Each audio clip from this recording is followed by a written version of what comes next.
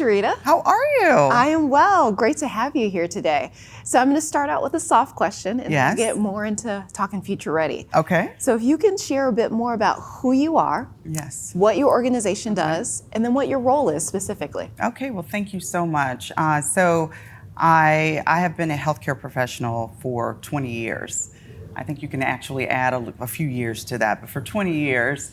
And I've had the privilege of being able to see the business in a 360 way. I started out as a nurse practitioner, did research in oncology, and then came over to the pharma industry and have done multiple roles, marketing, sales, advocacy. So really, really exciting to now be at Novartis. I was brought in to develop and lead and hire and launch our first renal rare pipeline product. And really, really exciting time because renal rare is just an evolving marketplace. And so what I am responsible for, I'm in customer engagement. So I'm Vice President of Customer Engagement. And what we do is we have sales forces and field teams, and we're out there really in front of the customer, keeping the patient front and center in all that we do. That's really great. Healthcare is obviously the drumbeat and heartbeat of the whole country. So really great to have you here. So I'm going to shift the focus to future ready. And specifically, I'd love to understand as a business leader, and as you think about being future ready, what are you doing personally to make sure you get there? Well, I think continuing education is important, right? Because the industry is changing so fast. It's so dynamic, and you can get left behind. And so what I'm doing is committing to classes. AI right now is the hot topic now. How can we embed AI and merge AI and healthcare together to really, truly increase efficiencies, save patients' lives, and at the end of the day, also support in really supporting communities. And so what I do is I stay very current. I read. I'm always on LinkedIn, reading articles. I really am. Some of the stats that I'll share with you actually came from LinkedIn and some of the research that you have posted. And I think for me, it's just so exciting to have one place that you can go to receive trusted information. But I also, I'm very active in the community. So I participate through some of my women organizations. I participate at the community level, giving back to the communities. And there's always growth there. It keeps you very grounded in why you do what you do. Yeah, that makes sense. So thinking now about your organization specifically, so as your organization tries to position itself as being future ready, there's generally a balance, right? Between as is business as usual investments and then thinking about future focused projects. How are you striking that balance? Well, I think the balance is, one, you're going to always do what's right for the business, the patient, and the customer. And so we keep that front and center. So we balance, and also with the embedment of AI, with the embedment of being future ready, it's so important to have that futuristic view, but also balancing the need to deliver today, because there are patients out there right now who need us.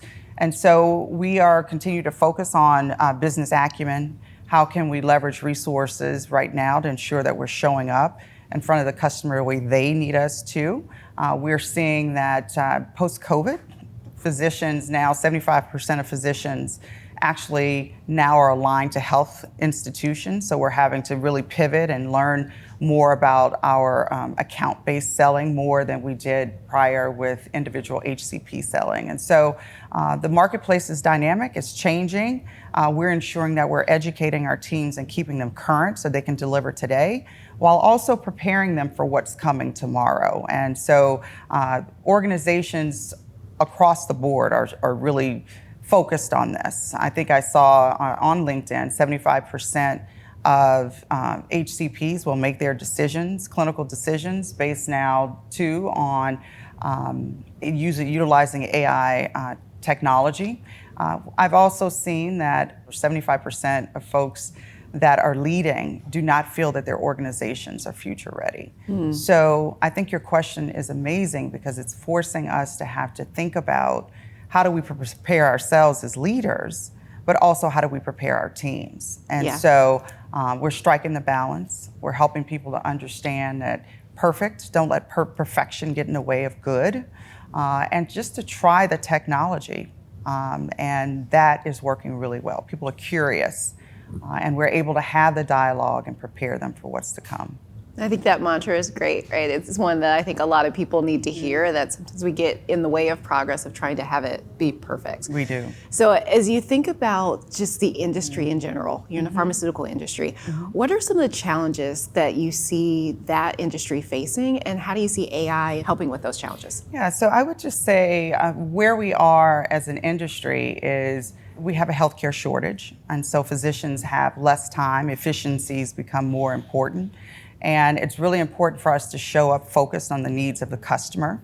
And so what we're doing to really ensure that our sales force is ready to go and they're relevant and they're showing up the way the customer needs them to is we're just continuing to invest in resources and platforms to where they understand the voice of the customer and the needs of the office and the community and the patient that they're focused on. And that is what is tremendous about the offering and the resources that you have to provide out in the sales platform space. And I think the other area is physicians and most people they don't remember always what you say, they remember how you made them feel. And so people want to feel heard. And so preparing and ensuring that what you're saying to them is aligned to their actual needs. And that is what we're hyper-focused on with our teams. So if you take that and maybe think about the future of healthcare, and as you think about preparing to be future ready, like how do you envision that AI is going to continue to play in that? Someone once said, either you're at the table or you're on the menu. I think every person has to understand that this is the internet. There were people who pushed back against the internet. There were people who didn't want to go from a horse to an automobile. But innovation has a way of taking you where it's going. And I think where we are now is if we get in early and if we get in while it's evolving, we have the ability to shape it in a way that truly puts the patient and the customer first. And and we're preparing our teams for that. We're bringing them along. Everyone's in different places, different trust levels with AI, different tech IQ is in different places. We're also starting to look outside the industry. We're starting to go to conferences that are more tech-based to say we need to also bring that level of knowledge into pharma, right? And so we're really looking at how we can do that in a way that truly prepares us for the future, to be future ready. Yeah, and it sounds like it would impact patients and also the workforce as well as you kind of think about all the players that are going to be impacted by AI. Absolutely. And we're in the business of helping patients. And I think that is the commonality between our customers and us. We're all there to really improve life at scale, right? And I think AI will also allow us, the industry, tech, and healthcare, the ability to come in and really reach patients we've not reached before. And I'm really excited about that. Yeah. You mentioned a bit about evolution in your previous answer, so I'm going to go with that thread. So as you think about your growth approach, how do you see Sales Navigator playing into that approach? Yeah. Well, we talked about really the time constraints that we have in the office. We see and we've seen over the years, reps really don't have access to 50% of their customers. We're seeing a shrinkage because customers are hyper-focused on treating their patients and they don't have as much time due to the shortage and just really they're stressed, they're overwhelmed, there's a lot going on, they're doing more, they're learning how to navigate their lives within the health systems that they are now part of. And so for us to show up as that partner in care, we need to really truly understand the needs of the customer. And so we're leveraging the platforms to support us with that, and we're seeing positive impact with that. And I think at the end of the day, the more we go in prepared, the better we are to support our customers and their patients. So thank you so much for just sharing a bit about how you see AI playing specifically in the future of healthcare. I'd love to hear more about what are your hopes as it relates to AI and how it's going to transform patient care as well as the workforce. I have a personal story. What brought me and made me so excited about Novartis was their future forward focus on improving the lives of patients at scale, right? Reimagining healthcare. And what's so exciting about this for me was the opportunity to go out and support and help renal patients. I have a sister who has kidney disease. We grew up, we were side by side. It was just her and I. A couple of years ago, she experienced a lot of back pain and was then admitted to the hospital in chronic kidney failure. And that really just destroyed the family. We were just like, how did this happen? We're educated, we're smart, we're nurses, we know healthcare, but yet the warning signs were missed.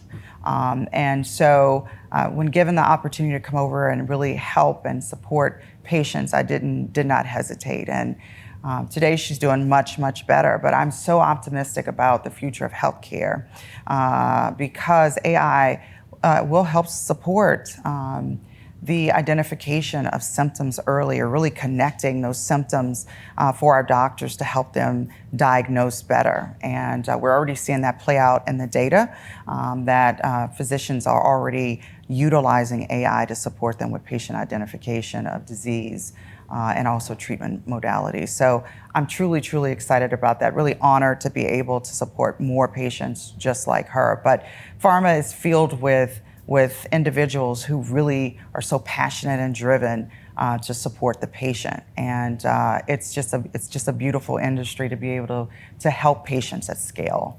Well, thank you so much, Sherrita. It's been a pleasure hearing more about you, your journey, and how you're preparing to be future ready. Thank you so much for your time. Thank you. And thank you all for listening in and chatting with us and hearing more about how to be future ready.